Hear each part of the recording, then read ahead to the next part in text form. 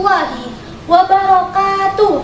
Perkenalkan, nama saya Anissa Putri Kumaira, asal MTSN 2 Hulu Sungai Utara, akan membawakan cerita tentang asal mula Danau Toba.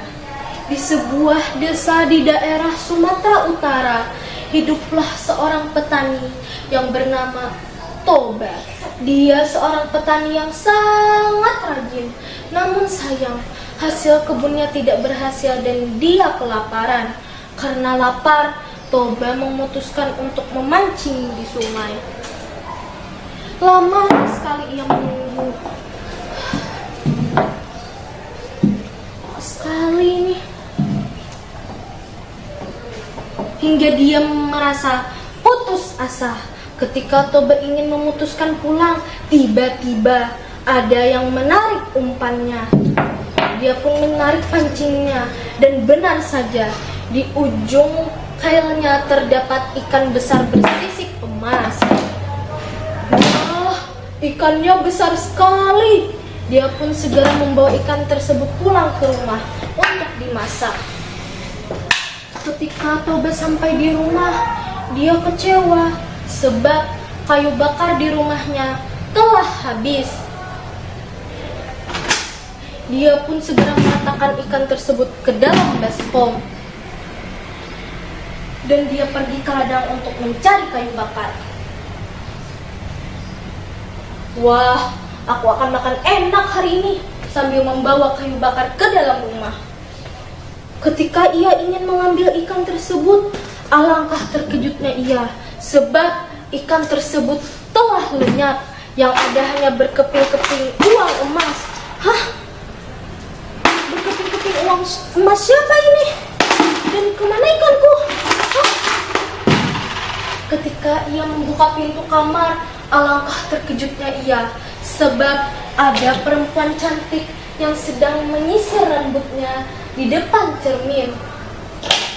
Hei, siapa kau?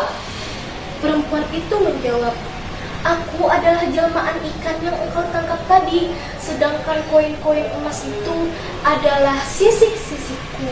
Aku dikutuk oleh dewa menjadi ikan, dan berkat engkau, kutukan itu hilang. Toba berkata dalam hati, seandainya perempuan ini menjadi istriku, alangkah senangnya hatiku. Ternyata perempuan itu dapat mendengar isi hati Toba.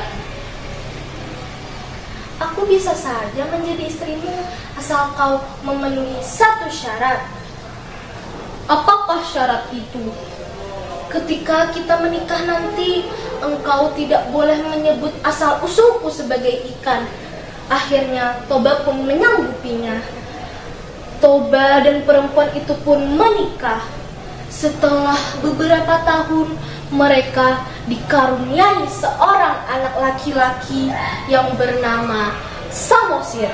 Samosir tumbuh menjadi anak yang nakal dan pemalas. Kerjanya hanya main-main dan keluyuran. Suatu ketika, istri Toba menyuruh Samosir untuk mengantarkan bekal makanan untuk Toba di ladang. Nah, Samosir, tolong antarkanlah bekal makanan ini untuk ayahmu di ladang. Aku tidak mau. Awalnya Samosir menolak. Namun setelah dibujuk, akhirnya Samosir pun mau. Baiklah ibu, aku akan mengantarkan bekal ini untuk ayah di ladang. Ketika ia berada di tengah jalan, dia bertemu dengan teman-temannya dan bermain. Hahaha. Setelah bermain, dia merasa kelelahan. Dan tanpa sadar, dia memakan bekal ayahnya.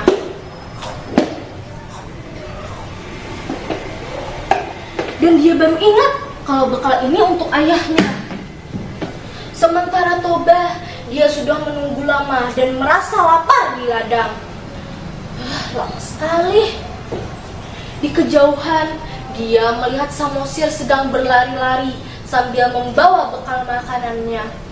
Hei nak, Samosir, cepatlah kemari. Ayah sudah menunggu lama dan merasa lapar. Samosir berlari sambil memberikan bekal makanan itu untuk ayahnya. Ketika Toba membuka bekal makanannya, alangkah terkejutnya ia sebab bekal makanannya telah habis. Heh Samosir, kamu ya yang memakan bekal makanan ayah. Kelakuanmu telah di luar batas. Dasar kamu anak ikan. Tanpa sadar, Toba telah melanggar janjinya. Samosir segera berlari dan mengadu ke rumah.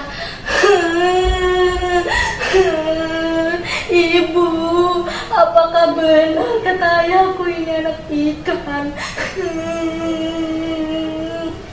Istri Toba merasa kecewa sebab Toba telah melanggar janjinya. Nak, cepatlah kamu lari ke atas bukit sana sebelum air bah datang. Baiklah ibu. Samosir segera berlari ke atas bukit. Ketika ia sudah sampai di atas bukit, air bah pun muncul. Istri Toba segera melompat ke dalam air dan berubah menjadi ikan kembali. Sementara Toba, ia tidak dapat menyelamatkan dirinya dan dia tenggelam dalam air tersebut. Air memenuhi seluruh desa dan berubah menjadi danau. Danau itu disebut Danau Toba, sedangkan pulau kecil di tengahnya disebut Pulau Samosir. Disinilah akhir cerita asal mula Danau Toba.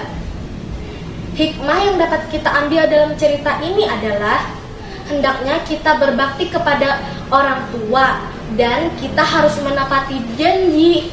Kalau ada jarum yang patah, jangan disimpan di dalam peti. Kalau ada kata-kata aku yang salah, jangan disimpan di dalam hati. Burung irian, burung cendrawasih. Cukup sekian, terima kasih. Wabillahi taufik wal hidayah. Wassalamualaikum warahmatullahi wabarakatuh.